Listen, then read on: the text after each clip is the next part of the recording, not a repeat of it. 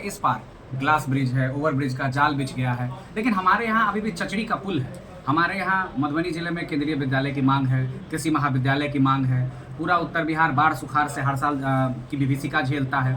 हम लोग महादेव के भक्त हैं, हमारे यहाँ महादेव को पूजा जाता है। महादेव तक जब बात नहीं पहुँचती है तो नंदी के कान में फूंकते हैं। तो सरकार के कान में फूंकने के लिए हम लोगों ने अपने नंदी के रूप में उपेंद्र कुशवाहा जी को चुना। बहुत चाहे वो माननीय प्रधानमंत्री तक पहुंचानी हो या माननीय मुख्यमंत्री तक पहुंचानी हो, एक उचित जरिया, एक मजबूत व्यक्ति, एक मजबूत स्तंभ है जो हमारे मिथिला की आवाज बनेंगे। और माननीय उपेंद्र कुशवाहा जी भी मिथिला क्षेत्र से ही आते हैं। तो ऐसा सौभाग्य हुआ कि मधुबनी में हमारे पार्टी को कोई जगह मिलती है, तो उस जगह के साथ साथ अन्य जगहों पर भी जहां एनडीए के अन्य दलों के उम्मीदवार होंगे, हम लोग पूरी तन्मयता से, पूरी ईमानदारी से, लगन से, मेहनत से। के पार्टी में 2 नए सदस्य का ज्वाइनिंग हुआ है, एक मधुबनी से थे और एक पटना से ही थे, तो क्या कहना चाहेंगे? मुख्य रूप से 2 नहीं 3 कहा जाए जी। भाई परिरंजन पांडे जी तो हैं ही, और इसके अलावा पटना से सिमी कुमारी जी हैं और आरा भोजपुर से परवेज हुसैन साहब हैं। जी। तो बहुत खुशी का दिन है आज हम लोगों के लिए।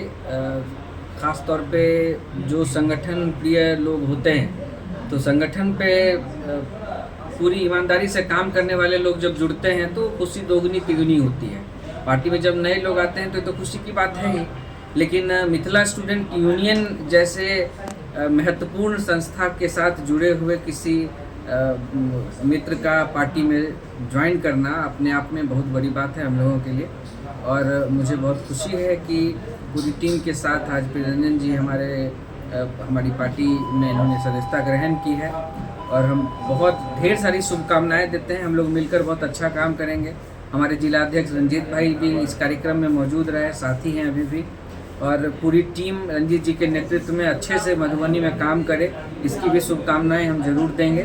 और निश्चित रूप से आने वाला जो चुनाव है, इसमें भी इसका बड़ा सकारात्मक प्रभाव पड़ेगा, और हम लोग मिलकर एनडीए की मजबूती के लिए, और यदि ऐसा सौभाग्य हुआ कि मधुबनी में हमारे पार्टी को कोई जगह मिलती है, तो उस जगह के साथ साथ अन्य जगहों पर भी जहां एनडीए के अन्य दलों के उम्मीदवार होंगे, हम लोग पूरी तन्मयता से, पूरी ईमानदारी से, लगन से, मेहनत से सभी सीटें एनडीए की झोली में डालने का प्रयास करेंगे। और इस सिलसिले में आज की ज्वाइनिंग बहुत। देखिए, जैसा कि हमने पूर्व में भी कहा है, अभी भी हमारी प्राथमिकता मिथिला ही है।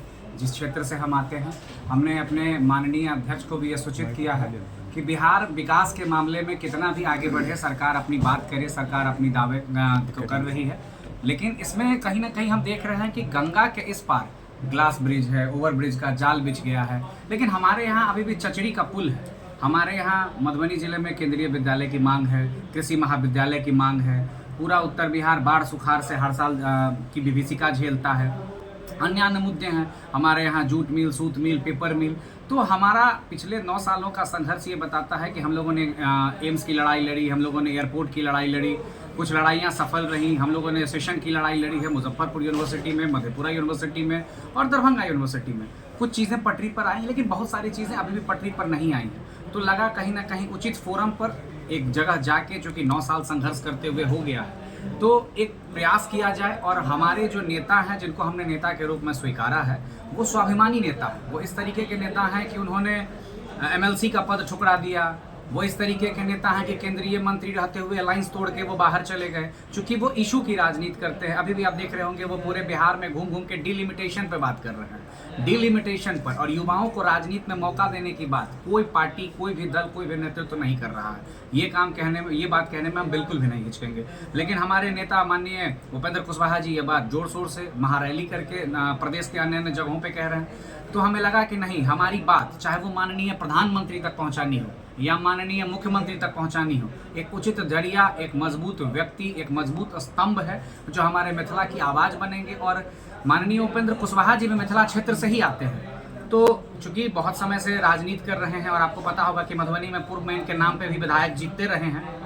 2015 के चुनाव में 2 बार चुनाव जीती है इनकी पार्टी। पिछले चुनाव में भी सबसे अलग लड़ते हुए भी अच्छा परफॉर्म किया था, हरलाखी से, बिस्फी से बहुत अच्छा परफॉर्म किया था आपको। लेकिन उस कंडीशन में लगा कि नहीं, हमें अपनी बात को एक बार सत्ता के कान में जाकर कहनी चाहिए। जैसे हम लोग महादेव के भक्त हैं, हमारे यहाँ महादेव को पूजा जाता है। महादेव तक जब बात नहीं पहुंचती है तो नंदी के कान में फूंकते हैं। तो सरकार के कान में फूंकने के लिए हम लोगों ने अपने नंदी के रूप में उपेंद्र कुशवाहा जी को चुना है। बहुत सारे कयास ये भी लगाए जा रहे हैं कि प्रियंका जी ज्वाइन किए हैं, टिकट को लेकर ज्वाइन किए हैं पार्टी, बहुत सारे ये भी बात कयास लगाए जा रहे हैं।